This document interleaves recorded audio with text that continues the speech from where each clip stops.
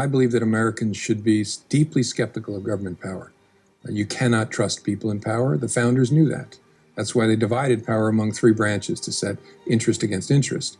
With regard to privacy and civil liberties, what guarantee are you willing to give to the American people? The promise I've tried to honor my entire career, that the rule of law and the design of the founders, right, the oversight of courts, the oversight of Congress will be at the heart of what the FBI does, the way you'd want it to be. Throughout his nearly 50-year tenure as leader of the FBI, John Edgar Hoover earned great trust throughout America.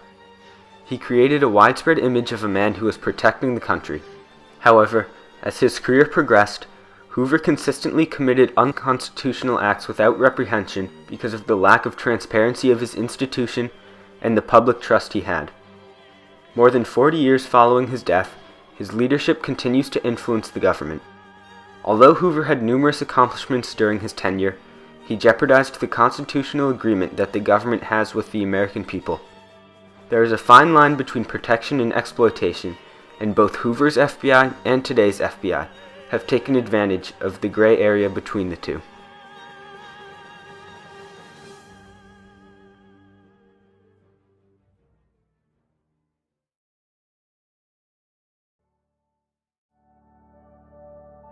In 1908, the Bureau of Investigation, or BOI, was created with the goal of being an efficient crime-fighting force. As the agency grew, a young man named J. Edgar Hoover began to rise within the ranks. During the Red Scare in 1921, a time of growing paranoia surrounding communism, Americans wanted a strong government agency to protect them. In response to the public's fear, the U.S. government enacted the Palmer Raids, a series of invasions during which communists were deported from America. Hoover, who saw the raids as an opportunity to bolster both the BOI's public image as well as his own, played a major role in deporting 10,000 suspected communists. As a result, he earned great respect within the government and was promoted to head of the BOI in 1924. Soon after, the BOI was renamed the Federal Bureau of Investigation, marking the beginning of a nearly 50-year-long love affair between Hoover and his agency. With his obtained power, Hoover sought to legitimize the FBI and transform it into an effective crime-fighting agency.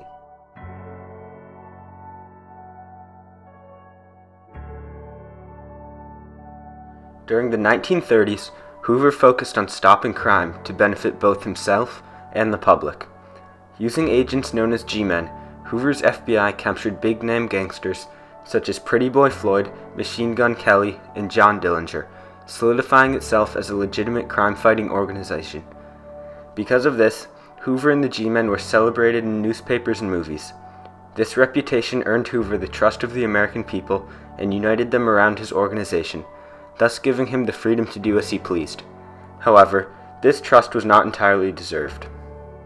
And the problem was, it was more about him and his image than it was about service to the country. He created the image that the FBI was this magnificent law enforcement organization, but I'll tell you, the New York Police Department is a far better law enforcement organization than the FBI. At the beginning of the Cold War, with the public's fear of communism higher than it had ever been before, the government passed the National Security Act of 1947, which led to the creation of an FBI counterintelligence operation aimed to protect America from communist threats. By this time, Hoover had an untainted reputation and absolute control of the FBI. The public felt so reassured by Hoover's great leadership that it did not recognize the immense power he had attained. As his subsequent actions showed, this trust was misplaced.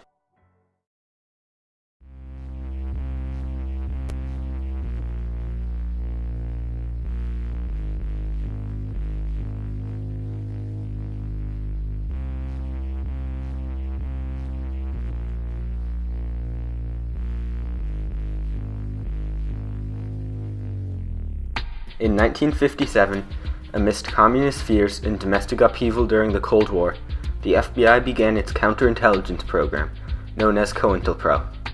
According to Hoover, the program was created to expose, disrupt, misdirect, discredit, neutralize, and otherwise eliminate anybody he deemed a threat to the nation's security. In the early 60s, as a result of the public's paranoia during the Cold War, COINTELPRO focused on stopping communist and socialist leaders. Hoover, a vehement anti-communist, saw it as the FBI's duty to take down communist and socialist threats, even if doing so would require for him to exceed his jurisdiction as FBI director. For example, Hoover used illegal wiretaps and unwarranted searches of the Socialist Workers' Party in order to gain personal information which would later be used as blackmail. However, such actions against communism actually added to the public sphere. Hoover played a far more central role in creating the anti-communist hysteria that shaped American politics in the Cold War years and that was undercut by the skepticism that begins in the 60s and is extended in the 1970s. Furthermore, Hoover used communism as a justification for targeting people whose beliefs clashed with his own. For example, he accused Martin Luther King Jr. of being a communist despite having no evidence of that fact, and used this claim as the basis for threats aimed to destroy King. An anonymous writer of one threat stated that, "King, like all frauds, your end is approaching.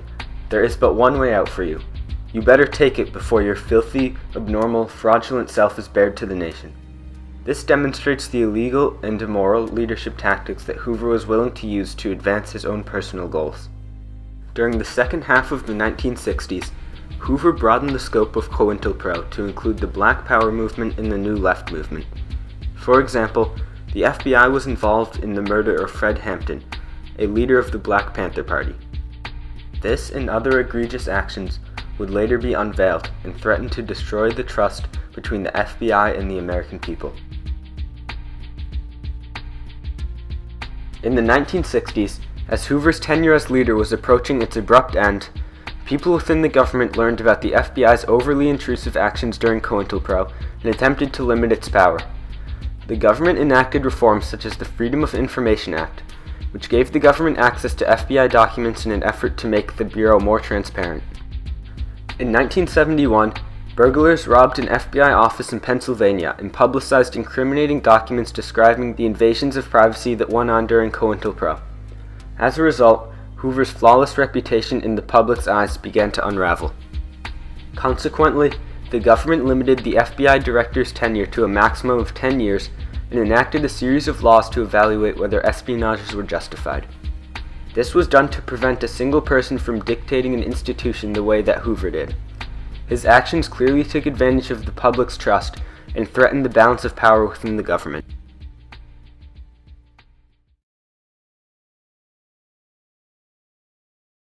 Different people, of course, have different opinions, but the fact is, Hoover, to me, was a Jekyll and Hyde. He had a good side, he had a bad side, and we have to be aware of the bad side because we never want this to happen again.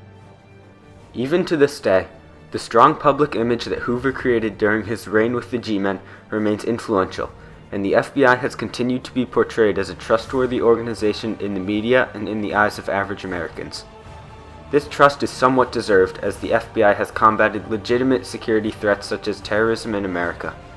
However, as recent events have shown, the FBI is still very secretive and reluctant to share its actions. Many whistleblowers have come forward since 2000, revealing NSA and FBI actions reminiscent of those that occurred under Hoover's reign. William Binney, a former NSA technical director, criticized the agency for the unethical forms of espionage he witnessed. In 2013, Edward Snowden revealed to the public that the FBI and the NSA were eavesdropping on American citizens using wiretapping and internet surveillance techniques. The FBI even targeted individuals within its own government, including Faisal Gill, a Muslim American who served under the Bush administration. Snowden's discoveries confirmed that the FBI still exploits the gray area between protection and violation of rights. While there is a level of trust that the public must have for government institutions, the public must hold these institutions accountable in order to preserve rule of law. As Hoover's leadership showed, even the most successful leaders cannot be trusted wholeheartedly. Although he passed away in 1972, Hoover's fierce leadership has upheld a legacy that continues to live on, from the depths of government to the streets of America.